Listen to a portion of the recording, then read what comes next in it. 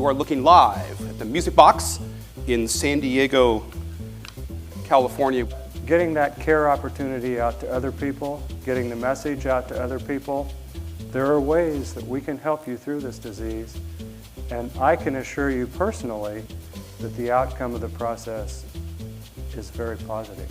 And it's been fun the last few years.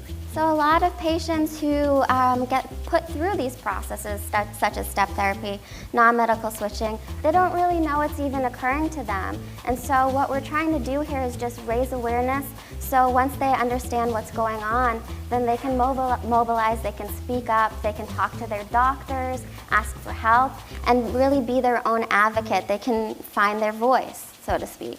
You know, well, I think the word value is a little bit of a euphemism in certain circumstances to talk about withholding care.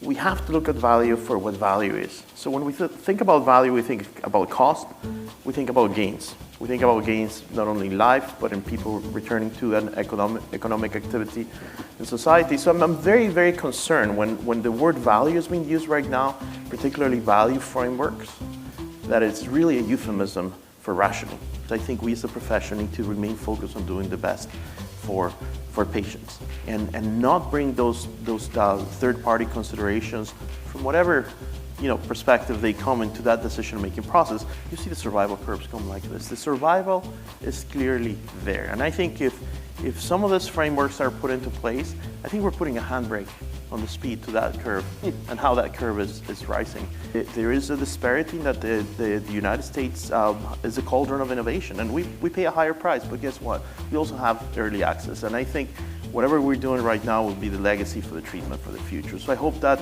reform is respectful of that and supports the innovation in the United States. If you look at the value frameworks, the premise is a false premise.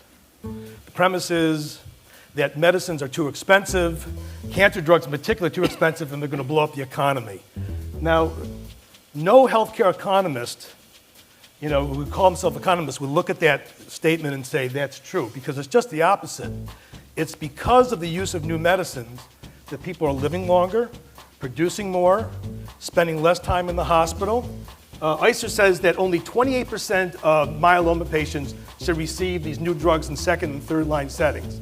So I did a little calculation. In over 5 years, that would mean that myeloma patients, there would be 220,000 myeloma patients who would be dead as a result of that, over 5 years. If you look at the leukemia, the same thing. Lung cancer, there would be 500,000 life years lost as a result of rationing. That's never mentioned.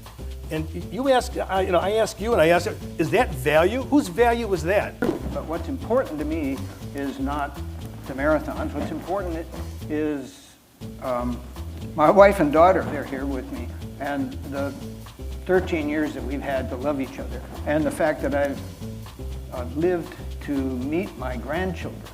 That's the value to me, and it's all possible because of three things: innovation, access, and reimbursement.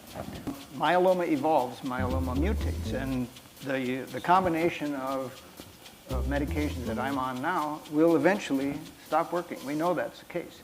I've been So you're saying even though we're given a miracle, you've gone as far as the miracle can go, we need new ones? That'll happen, and I've been thrilled to see what's coming down the road by walking around ASH and seeing the posters of the trials, sometimes very early trials of things that are going on. I remember seeing one of them 3 or 4 years ago that really looked pretty good, and now I'm taking it. This is why we fight. This is why we do this. I think we're making a difference, but you're the ones who will make it possible for us, inspire us, make us all possible. Please thank, this is Dr. Robert Goldberg, Dr. Rafael Fonseca, Don Wright. Please thank you very much.